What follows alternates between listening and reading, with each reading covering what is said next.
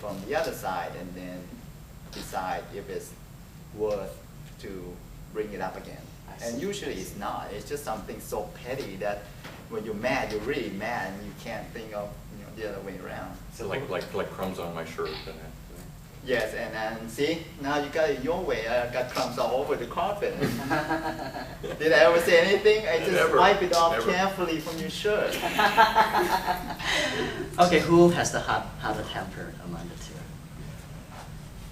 You know, that is It's one thing. more me than you, probably. Well, I don't know. There's very little temper ever shown in our relationship. But I cursed. He doesn't like it. I can curse in Thai, which he probably doesn't know what it means, but that's there's no satisfaction in that. So we have to share. I think that one thing, I had no intentions of becoming a life partner with an Asian. That wasn't something I sought. It just happened, and I was certainly unfamiliar with Thai culture. I've since come to learn that Thais are probably the gentlest people on earth when it comes to culture, and I think, and I think the fact that you have you have a prejudice on that. I probably do. Because of me.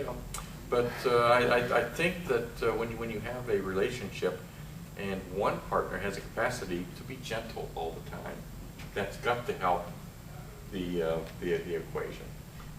Speaking of the culture, how is it like to engage in a relationship with Asian?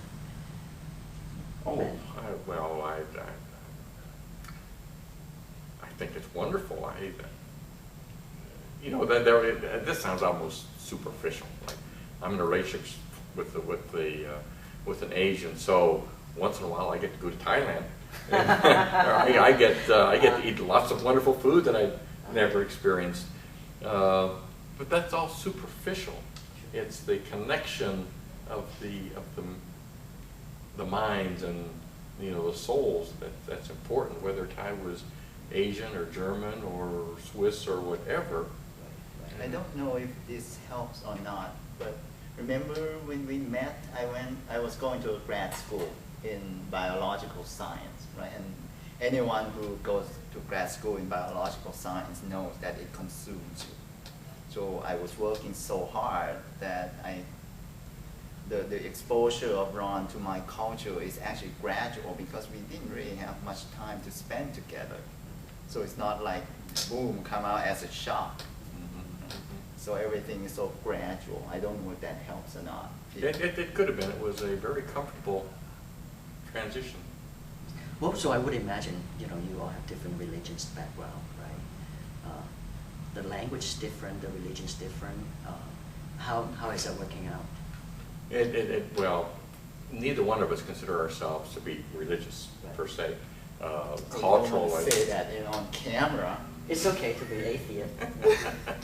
My producer is well, I don't even I don't consider myself an atheist. I'm more of an agnostic. If all of a sudden there's a rapture and the good Lord comes down, I'll say, oh, look at that.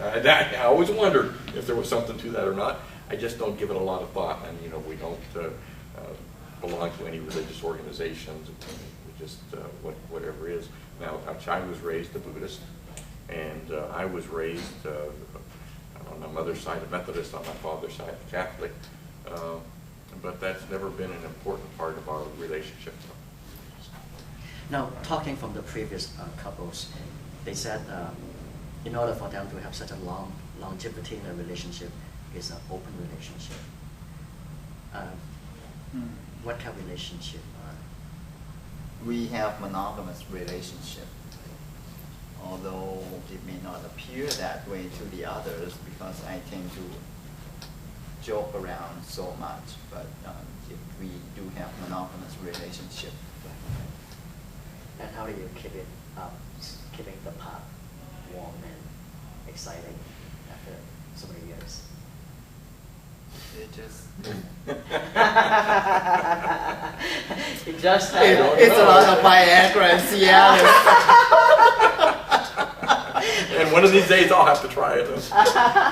See, it's very good at pouring it out. Oh.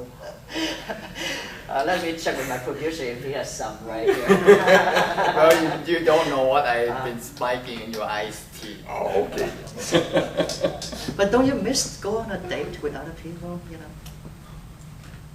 Oh, I don't, because before I met Chai, I lived a very quiet solitude life. I didn't go out and date, didn't go to bars, and met Chai, so he was the first real person in my life. And then since we've been together, we don't go out. We are a very, very homespun family. We watch television, or he's up at his computer, I'm at my computer, and except for our Asians and friends and occasional dinners and going to a movie or something like that, we don't go to bars. We just don't, that's not our lifestyle. Right. How about Chai for you? I mean, what's it like to live here in Atlanta from a gay Asian perspective? To me, it's not that different. And at least for me, I don't see others' acceptance. You know, if they don't accept me for who I am, so be it. I can't do anything about it. So as long as I accept myself for who I am, I'm happy.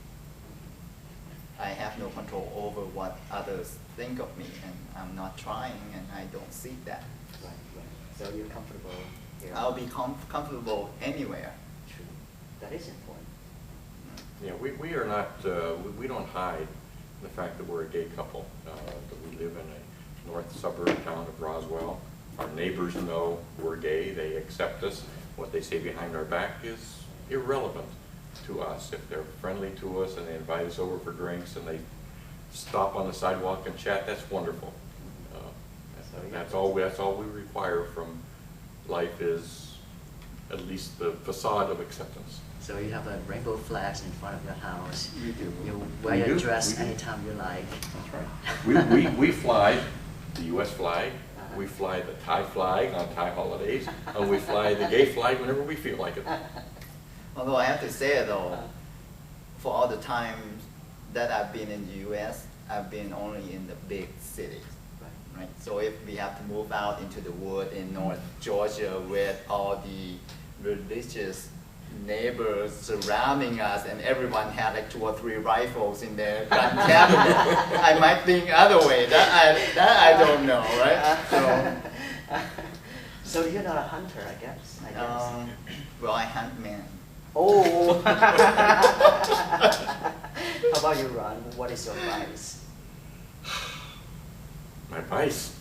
If you have any. Oh, well, Besides dropping crumb on your shirt. yeah, and overeating all the time, that's certainly a vice. I don't know, we live relatively boring lives. I don't believe that. Well, it is, yeah, it's very quiet, very important. So any advice to our viewer out there that, you know, wanting to have a relationship or not sure? I'm sure everybody wants a relationship, right? What makes it a good one? It is work. It's almost like 24/7, right? Because you live together all the time. Are you But suggesting it Ron is requires, high maintenance? no, it requires work. If you just hope that it's just gonna come to you spontaneously, it won't. And you going in, you have to you have to commit to it. Try to make it work. And it's just so easy for people to say, okay, if it doesn't work out, I'll just move on without working on it. And that's not the kind of thought that you would have should you seek to have a long-term relationship. How about you, Ron? Yeah, I agree, and I think I'd add to that is you let go of the little things. There's always little annoyances in life, and they mean absolutely nothing in the big picture. And if you're connected to your partner in the sense of what is important in life, that's where the bond and the adhesion comes from. I usually tell my brother and sister, my sister is married, and I usually tell them that it takes you how many years to be who you are right now. It takes them, your spouse, as long to be who they are, and you can't imagine them both of these to be exactly 100% compatible because you grew up separately, you were raised differently. So it's all about, as Andrew was saying, it's give and take. Right? So you win some, you lose some. Chai made It's a just point. the only thing matters is I win more. Okay, so here you have it, how to have a good marriage for Ron and Chai. Thank you so much. Thank you.